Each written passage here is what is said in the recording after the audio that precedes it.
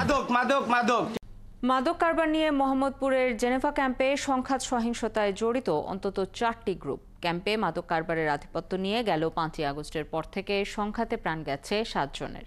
আধিপত্য বিস্তারকে কেন্দ্র করে সহিংসতায় লিপ্ত ভূঁইয়া, সোহেল, চুয়া সেলিম এবং পিস্তল নাইম গ্রুপ।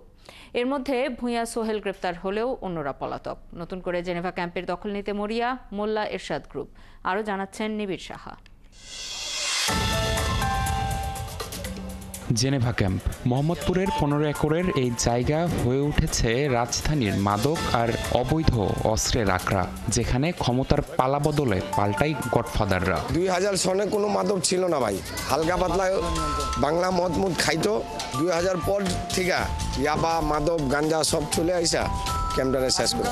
আধিপত্য ধরে রাখার লড়াইয়ে বিভিন্ন গ্রুপের সংঘাত সহিংসতায় বারবার গণমাধ্যমের শিরোনাম হচ্ছে জেনেভা ক্যাম্প। কার নেতৃত্বে কোন গ্রুপ, মাদক বিক্রির পেছনেই বা কাদের মদত? ক্রেতার ছদ্মবেশে জেনেভা ক্যাম্পের মাদক বিক্রির হদিস পেতে চাই আমরা। কোনো লুকোছাপা নয়, দিনে দুপুরেই বিক্রি হচ্ছে মাদক। হুমায়ুন রোডে পাওয়া গেল মাদক ব্যবসায়ী রুবেলকে। সে কাজ করে ভূঁইয়া সোহেল ওরফে বুনিয়া সোহেলের হয়ে। সহজেই মিলছে ইয়াবা। আমরা চাই যে আমরা ওগুলো না, আপনি আমার কাস্টমার, আপনার তো আমার দুটা বা এটা সবাই বুঝে না, সবাই বুঝে না, ভাও ক্যাচালয়। আমরা ওগুলো না অরন্তরণ, বুঝছেন। কিছু দূর এগিয়ে পাওয়া গেল আরমানকে। করোনায় মারা যাওয়া মাদক ব্যবসায়ী ইশতিয়াকের বড় ভাই মাহবুব ওরফে হিরোইন মাহবুবের সেলসম্যান সে। স্বীকার করলেন প্রশাসনের কড়াকড়ি তাই ক্যাম্পে মাদকের দাম প্রায় দ্বিগুণ। 200 মানুষ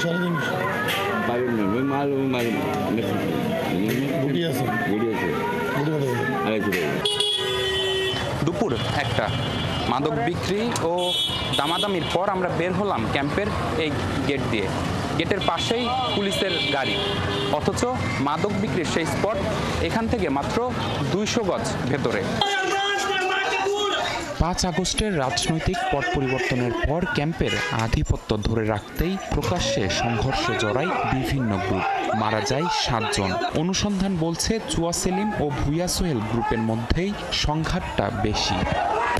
একসময় ভাইরাল হওয়া এই ভিডিওতে দেখা যাচ্ছে ভূঁইয়া সোহেল গ্রুপের সদস্য কলিম জাম্বু প্রকাশ্যে গুলি করছে। রিভলভার হাতে এই ব্যক্তি চুয়া সেলিম গ্রুপের প্রধান সেলিম। জেনেভা ক্যাম্পে আছে এমন 4টি বড় গ্রুপ, আছে আরও কিছু মাঝারি ও ছোট গ্রুপের দাপট। মাদক কারবারের আধিপত্য নিতে তাদের সংঘাত সহিংসতা। রালিং নেতা তো বলতে মানে না, এখন বর্তমানে সব তো পালাই রয়েছে, এমনি তো আছে, সব তো মাদকে জড়িত, বুঝছেন না। ক্যাম্পে গ্রুপ তো অনেকগুলো আছে, থানার লোকও জানে, সবাই জানে, প্রশাসন সবাই জানে। জানা গেছে ভূঁইয়া সোহেল ওরফে বুনিয়া সোহেল গ্রুপের প্রধান কারবার হেরোইন বিক্রি। তাদের সহযোগী আরেকটি দল সৈয়দপুরিয়া গ্রুপ। নারী পুরুষ মিলিয়ে গ্রুপটির সদস্য 15 থেকে 20 জন। চুয়া সেলিম গ্রুপও ক্যাম্পে ইয়াবা ও হেরোইন বিক্রির মূল হোতা। এই দলেও আছে 15 থেকে 20 জন সদস্য। ইয়াবা কারবারের আরেক হোতা মোল্লা এরশাদ গ্রুপে আছে 10 থেকে 15 জন সদস্য। করোনায় মারা যাওয়া মাদকের গডফাদার ইশতিয়াকের বোন জামাই পিস্তল নাইমের গ্রুপও ইয়াবা ও হেরোইন কারবারে যুক্ত। এসব বড় গ্রুপের বাইরে আরও কয়েকটি ছোট গ্রুপের সন্ধান পেয়েছে ৭১, যেখানে আছে মাদক কারবারি পাচু, সালাম ওরফে উল্টা সালাম, সীমা ওরফে হেরোইন সীমা ও তার ছেলে আরিফ, নবাব ওরফে কালা নবাব, যিনি পাকিস্তানি রাজুর সহযোগী। এসব গ্রুপের সদস্য সংখ্যা 500-র বেশি, যাদের প্রায় সবার নামে রয়েছে একাধিক মামলা। গেল 2 নভেম্বর সিলেটের একটি হোটেল থেকে শীর্ষ সন্ত্রাসী বুনিয়া সোহেলকে আটকের পর মোহাম্মদপুর থানা পুলিশের কাছে হস্তান্তর করে র্যাব। থানা থেকে আদালতে নেয়ার পথে ৭১-এর মুখোমুখি বুনিয়া।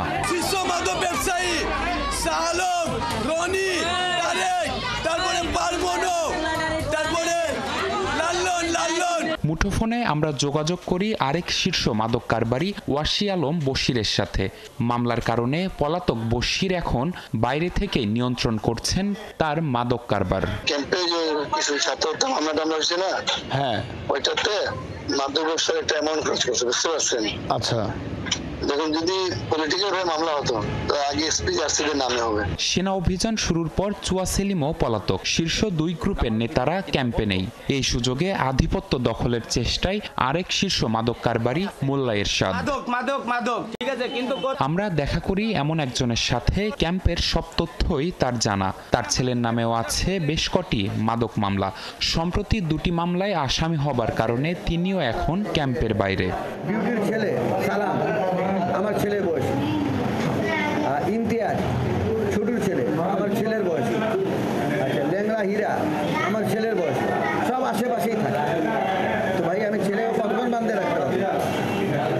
তার ব্যবসা তারা তো আমার পাবে, ওরা তো পুলিশকে পেমেন্ট দিয়ে কাজ করবে, ওরা তো এমনি করে না। আমি নিজের লাইফে আমি কোনো একটা মাদক ব্যবসায়ীকে ধরাইনি। ক্যাম্পের মাদক কারবারে মদত ছিল মোহাম্মদপুরের সাবেক কাউন্সিলর রাষ্ট্রনেরও। মাদক কারবার আর দোকানপাটের চাঁদার ভাগ যেত তার কাছে।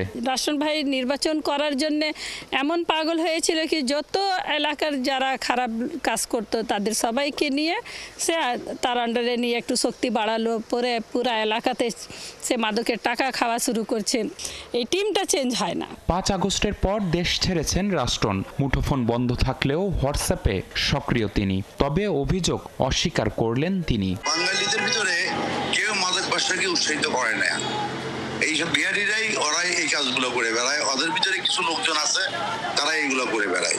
আমরা কি এনশিওর করছি যে আমার বিরুদ্ধে আপনি ভালো করে তদন্ত করে দেখেন।